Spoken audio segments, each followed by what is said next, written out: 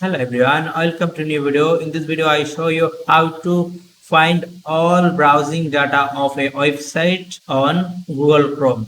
That means how you can find all history of a website on your Google Chrome.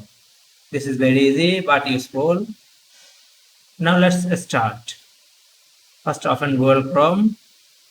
Then tap on three dot menu that is located on the top right corner of the screen. Then tap on history. Now here we want to find all YouTube history. For this, tap on search icon.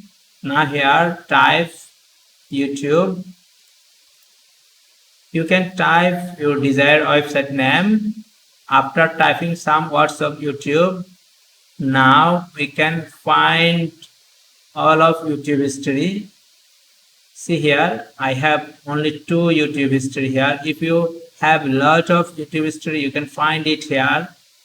You can also try another website name with this method. That's it. I hope you enjoy this tutorial. If you enjoy this, please like this and also as well as subscribe our channel. Thank you.